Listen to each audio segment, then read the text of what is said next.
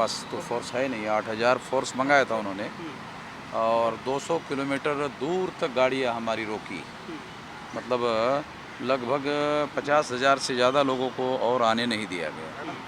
26 जनवरी 1950 को संविधान लागू हुआ और 14 अक्टूबर 1956 को संविधान लागू होने के 6 साल के दरमियान बाबा साहब अम्बेडकर ने ये 22 प्रतिज्ञाएँ कही।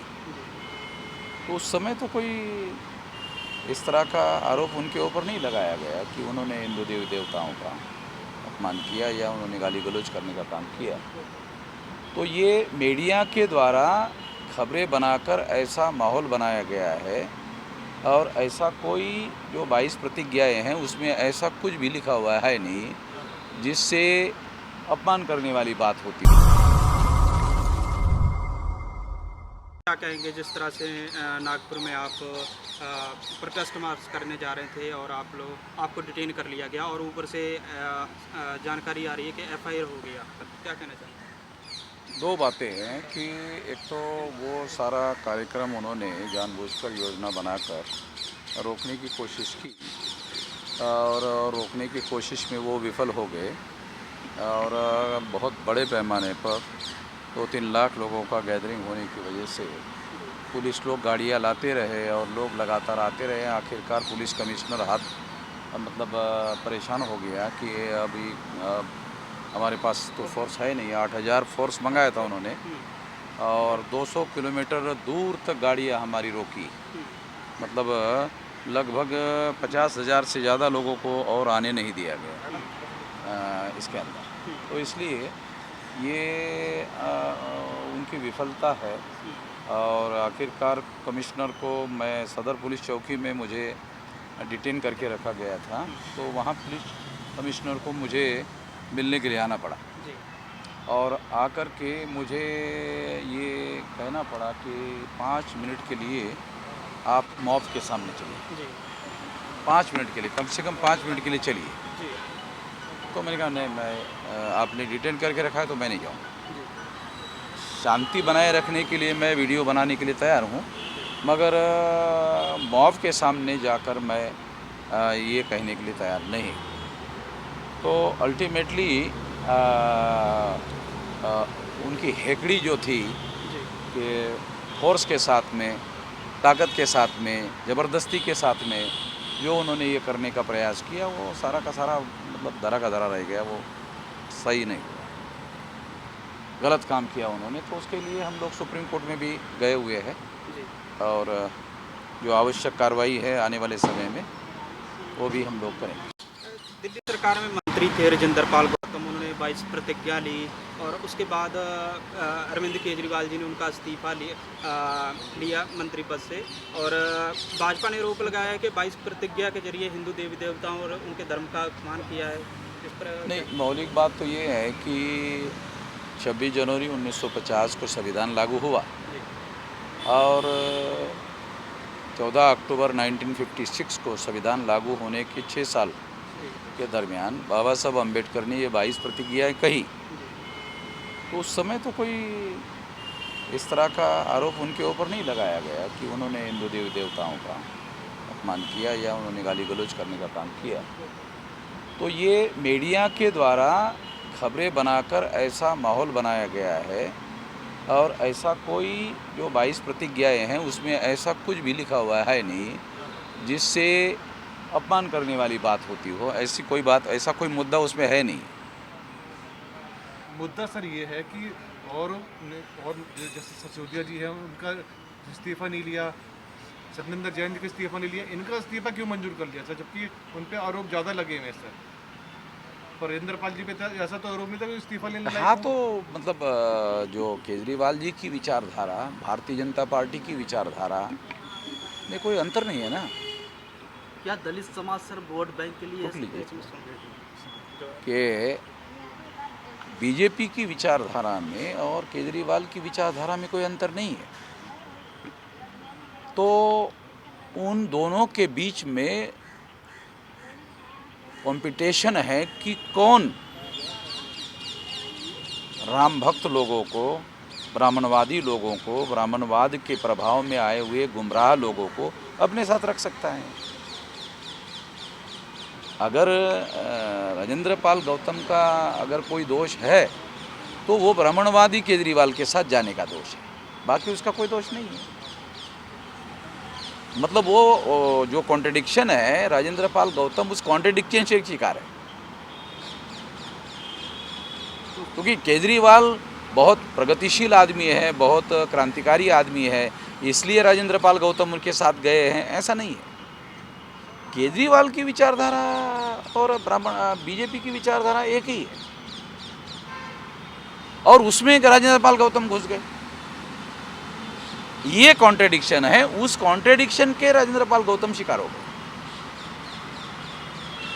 राजेंद्र पाल गौतम ने अपने से मान लिया कि केजरीवाल क्रांतिकारी है, मगर वो है नहीं। इससे ये बात प्रमाणित हो गई कि केजरीवाल ने इनका इस्तीफा स्वीकार किया, बाकी लोगों का नहीं किया। इस एक्शन से ये प्रूव हो गया कि केजरीवाल जी जिस विचारधारा को मानते हैं उसके हिसाब से उन्हें इस्तीफा लिया, मगर राजेंद्र पाल गौतम जी ने मिसअंडरस्टैंडिंग अपना कर लिया कि अरे यार केजरीवाल तो क्रांतिकारी आदमी है, उनके साथ जाना चाहिए। ये गलती केजरीवाल की नहीं है, ये गलती राजेंद्र पाल जी की है। तो कहीं ना कहीं दोषी मानने से बीजेपी और आप में कोई फर्क नहीं रह गया सर? है ही नहीं ना, है ही नहीं, फर्क है ही नहीं। ये फर्क है तो फिर हम ही चले जाते, अगर फर्क होता तो। चुनाव में फर्क पड़ेगा सर इससे कुछ? है?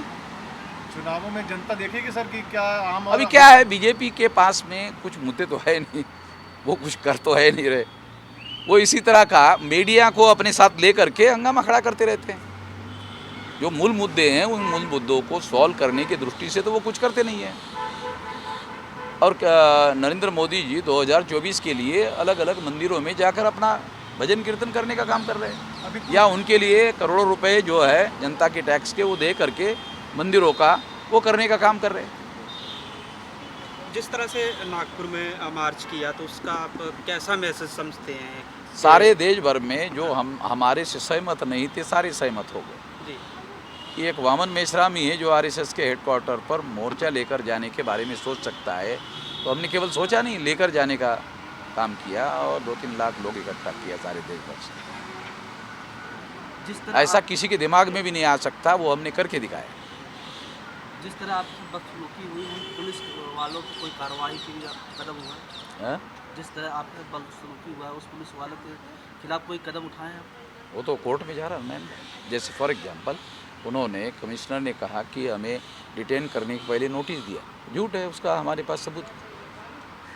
डिटेन करने के पहले मेरे पास वीडियो है कि मैंने उन पुलिस अधिकारियों को डिटेन करने के पहले मुझे नोटिस देने के लिए कहा, उसके वीडियो है।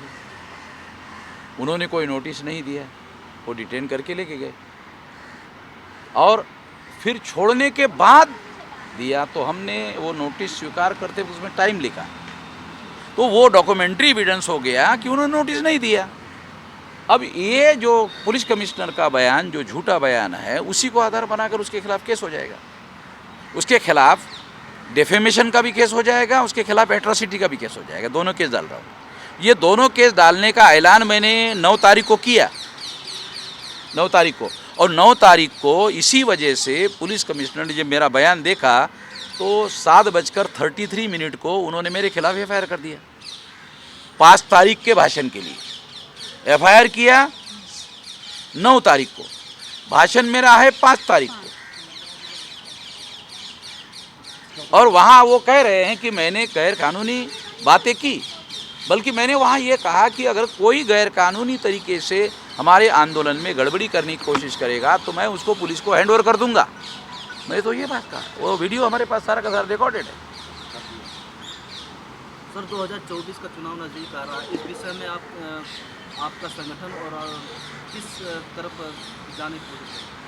देखो, मैं जिस संगठन और आंदोलन की बात कर रहा हूँ, भारत मुक्ति मोर्चा और बहुजन क्रांति मोर्चा, कोई राजनीतिक दल तो है नहीं, मगर 2024 में बीजेपी चुनाव जीत कर नहीं आए, इसके लिए हम कोशिश करेंगे। क्या बीएसपी को आप समर्थन करेंगे?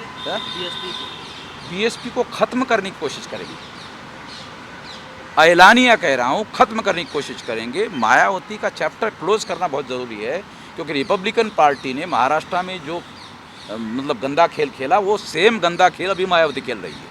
उसका खात्मा बहुत ज़्यादा ज़रूरी है। तो सर वो आपके बीजेपी में और मायावती में कोई अंतर नहीं है। तो सर आपके हिसाब से 2024 में कौन सी पार्टी आनी चाहिए? है? 2024 में किसकी पार्टी की सरकार बननी चाहिए? इसी से रिलेटेड बीजेपी को खत्म करने के लिए मतलब दानव और राक्षस में से चुनना पड़े तो हम चुनेंगे। ये तो देखो आंदोलन है, इसमें काशीराम जी से हम काशीराम जी से प्रेरणा लेकर काम करते तो उन्होंने भी तो बसपा ऐसा ने किया सर- हुआ। बसपा ने इतना कुठाराघात किया सर देश पे, ऐसा क्या कारण है जो आप बसपा को इतना सर नाराज है? मायावती के प्रति आप लोगों का प्रेम जो है ना, मुझे हैरानी होती है, ऐसा क्या बड़ी हैरानी होती है। क्या आप किया? लोगों का प्रेम मुझे बड़ा हैरानी लगता है। पत्रकारों का तुम आप कार्यकर्ता हो कि पत्रकार हो? पत्रकार पर सर उनकी मुझे लगता तो है नहीं कि आप पत्रकार हो। उनकी जानकारी तो जनता को दिखानी नहीं सर, उसके लिए आपसे पूछना चाह रहे हैं कि बसपा ने ऐसा क्या किया जो उसको आप धरातल से हटाना चाहते हैं? देखो बसपा के 5 साल उसकी ये रही, 5 साल में अगर वो चाहे तो हमारे लोगों के लिए रिजर्वेशन इन प्रमोशन का कानून बना सकती थी। हाई कोर्ट ने कहा भी आप कानून बना सकती है, आप बनाइए, बगैर कानून के आप ऐसा नहीं कर सकती। रिजेक्ट कर दिया, सुप्रीम कोर्ट ने भी रिजेक्ट कर दिया। एक एग्जाम्पल के तौर पर बता रहा हूँ। आपको पता है कि एट्रोसिटीज़ का जो कानून है उसके लिए जो सर्कुलर मायावती ने निकाला कि किसी भी एट्रोसिटी करने वाले लोगों को जांच पड़ताल पुलिस के द्वारा किए बगैर और सबूत मिले बगैर किसी प्रकार की कोई कार्रवाई नहीं की जाएगी। पुलिस वाले जांच पड़ताल में हमारे लोगों के फेवर में काम करते हैं कई सारे देश भर में। नहीं करते। और जनगणना के वैसे में सर कुछ कह सकते जनगणना ओबीसी की जाति आधारित जनगणना हमारे चौधरी विकास पटेल जी है। तो राष्ट्र सारे देश भर में अभी हम लोगों ने 29 नवंबर को भारत बंद कर रखा है, ऐलान किया हुआ है। भारत बंद होगा। शुरुआत कहाँ से करेंगे सर? है? अरे भारत बंद भारत से शुरू होगा कि अमेरिका से शुरू होगा? किस राज्य से? किस राज्य राज्य से से शुरू करेंगे? भारत एक साथ एक ही दिन हाँ, भारत बंद का मतलब एक राज्य में नहीं होता है। भारत में पूरा भारत। हमारे देखो हमारा संगठन है 31 राज्यों में 567 जिलों में 4000 से ज़्यादा तहसीलों में 22,000 से ज़्यादा ब्लॉक में और 1.5 लाख से ज़्यादा गाँव में है। यही पूछना चाहता अभी 674 जिलों में बंद होगा। अभी ये निर्णय अभी यहाँ हो गए और 150 लोगों को जो 674 जिले बचे हुए हैं, मतलब 100-125 बचे हैं, उनमें एक एक आदमी को मैं भेज रहा हूँ। ये 3 महीने में 674 जिलों में फैल जाएगा। और आज की तारीख में जिसे फुले शाह अम्बेडकर का आंदोलन कहते हैं, ये हमारे आंदोलन के अलावा अभी कोई है नहीं, कोई लड़ता हुआ नहीं है। बीजेपी के लोग मायावती को डरा रहे हैं और मायावती डर रही है। डरपोक आदमी हमारी लड़ाई लड़ सकते हैं। अरे भिड़ने वाले लोग चाहिए। अम्बेडकरवाद का दूसरा नाम है भिड़ना। और फिर आरएसएस के हेडक्वार्टर पर जाके भिड़ना, ऐसा दिमाग में भी मायावती के आ सकता है। मायावती को या तो काशीराम जैसा मेंटोर चाहिए या तो वो सतीश मिश्रा जैसा। वो बगैर मेंटोर को कोई काम नहीं कर सकती। मायावती बगैर मेंटर को काम नहीं कर सकती। मेरी बात समझ रहे हैं क्या? इसका कोई सवाल है तो पूछो। पीएफआई के बारे में सर एक 2 लाइन सर। पीएफआई के बारे में केवल इतना कहना है कि अजमेर बम ब्लास्ट में आरएसएस के कार्यकर्ता को आजीवन कारावास हुआ, पीएफआई के किसी कार्यकर्ता को आजीवन कारावास हुआ, ऐसा कोई सबूत अभी तक भारत सरकार ने पेश नहीं किया। और इस पर बयान लगा दिया, उसको आजीवन कारावास होने के बावजूद भी बयान नहीं लगाया। नहीं आया, समझ में नहीं आ रहा है। सबूत के साथ बोल रहा हूँ। 18 केसेस है आरएसएस पर अभी भी। 18 में एक केस देशद्रोह का मुकदमा फेस कर रही है आरएसएस। सरकार उनकी होने की वजह से उस केसेस को लंबी लंबी तारीखें मिलकर तारीखें आया चलते रहते। ये चल रहा है।